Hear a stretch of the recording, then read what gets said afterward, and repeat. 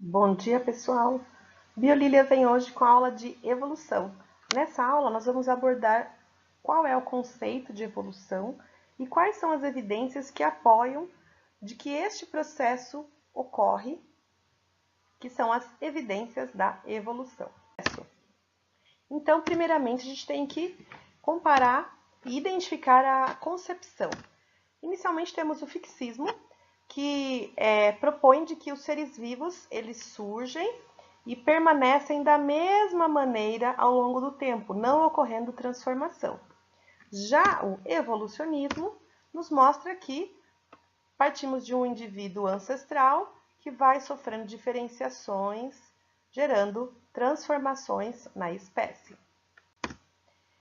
Precisamos, então, identificar o conceito de evolução, que seria, então, esse processo de transformação dos seres vivos ao longo do tempo, e esse processo ocorre de forma muito lenta. Porém, não há como estudar evolução sem antes compreender o conceito e o processo de adaptação. Para isso, temos o exemplo clássico, que é o exemplo da mariposa Biston betulária. Nós temos a variedade clara e a variedade escura da mesma espécie. Nós temos, antes da Revolução Industrial, os troncos das árvores eles eram mais claros devido à não liberação de poluentes. Então, reparem que neste caso aqui, você está enxergando quantas mariposas. E aí, conseguiram enxergar? Nós temos aqui a variedade escura bem evidente e aqui a mariposa clara, que está bem camuflada. Portanto, quando um pássaro predador busca o seu alimento, ele vai facilmente predar mais a variedade escura e a variedade clara é mais adaptada e sobrevive mais. Porém, depois da Revolução Industrial, com a liberação da fuligem através da queima dos combustíveis, liberando aí para a natureza, os troncos passaram a ficar mais escuros. Portanto, a variedade clara, que era mais adaptada anteriormente, neste momento, ela que está muito mais suscetível à ação de predadores. E a escura está mais camuflada. Portanto, o conceito de adaptação ele pode ser variável de acordo com o ambiente. Vamos então discutir quais são as evidências de que este processo ocorre. Começando aí pela anatomia comparada, né? Analisando os chamados órgãos que são homólogos entre si.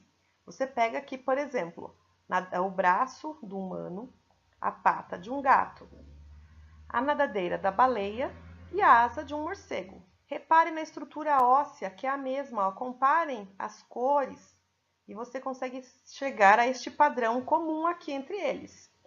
O que vai mudar? A função. Você tem, então, o braço adaptado à manipulação, a pata adaptada à locomoção, a nadadeira ao nado e a asa ao voo. Isso sugere a existência de um ancestral comum. Portanto, nós temos um caso de irradiação adaptativa, ou seja, você tem um ancestral comum que se espalhou, ou seja, irradiou, chegando a funções diferentes, porque eles estão em habitats diferentes. Porém, eu posso ter o oposto, que são órgãos análogos entre si. Então, eu chego aí a órgãos que têm a mesma função, mas com estruturas e origem diferente. Por exemplo, aqui, ó, a asa do morcego com a asa do inseto, elas são análogas entre si. Por quê? A estrutura delas é totalmente diferente. E isso sugere que eles vêm de ancestrais distintos. Então, neste caso, eu tenho ancestrais distintos que convergiram para a mesma função, indicando uma adaptação ao ambiente, no caso aqui, ao voo. Temos aqui um outro exemplo de convergência adaptativa. Esses animais aqui, esse crustáceo aquático, esse peixe, que é o tubarão, e este golfinho, que é o mamífero. Ó, reparem que eles vêm de ancestrais diferentes, porém eles convergem para a mesma característica, que é este formato hidrodinâmico que favorece o deslocamento na água. E este caso aqui, nós temos olhos e narinas para fora d'água, neste anfíbio, neste réptil e neste mamífero. Então, eu tenho outro caso de analogia, de estruturas análogas, ou, especificando melhor, outro caso de convergência adaptativa. Vieram de ancestrais distintos, mas chegaram ao mesmo padrão devido ao ambiente, uma adaptação ao ambiente, neste caso, ao ambiente aquático. Temos ainda a análise de embriões. Quando eu comparo embriões de diferentes organismos, por exemplo, aqui do peixe, do anfíbio, dos répteis, das aves, dos porcos, aqui do bezerro, do coelho e do homem, que são mamíferos. Reparem aqui, ó, que no início do desenvolvimento, nessa fase aqui, eles são todos parecidos. Eu mal consigo chegar que esse aqui é um embrião humano e esse aqui é de uma ave. Eles são extremamente parecidos. Conforme o desenvolvimento vai prosseguindo, eu consigo já perceber as diferenciações. Por exemplo, aqui, olha só, o embrião aqui do peixe com o embrião do anfíbio. Eles são parecidos. O que você conclui? Uma relação de parentesco mais direta, sendo os anfíbios descendentes dos peixes. Agora, quando eu comparo aqui o embrião de mamíferos com o embrião, por exemplo, de répteis, você vê uma diferença. Isto mostra que o ancestral comum não é direto. Temos também o estudo dos órgãos vestigiais. Quando eu comparo aqui o apêndice vermiforme do ser humano com o intestino aqui dos ruminantes, essa estrutura aqui, o abomaso, ela corresponde ao apêndice desenvolvido. O que isso mostra? Que há uma relação aí de parentesco e as transformações ocorreram nesses organismos devido ao ambiente onde eles se encontram. De novo, a adaptação.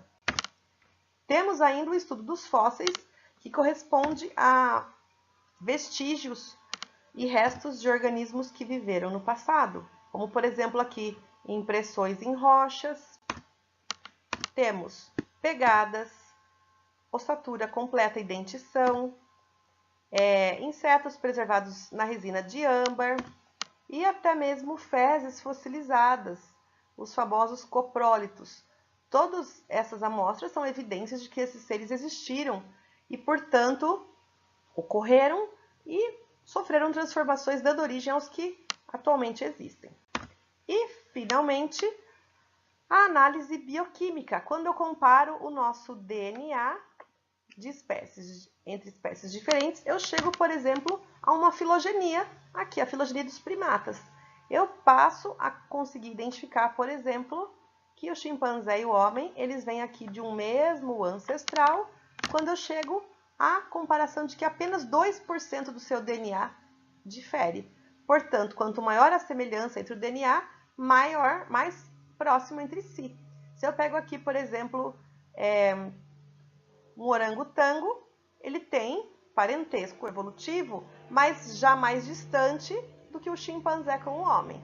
Tudo isso com análise de DNA. Então é isso, pessoal. Espero que vocês tenham gostado e tenham entendido. Num próximo momento, vamos discutir as teorias evolutivas. Tchau, tchau. Até mais.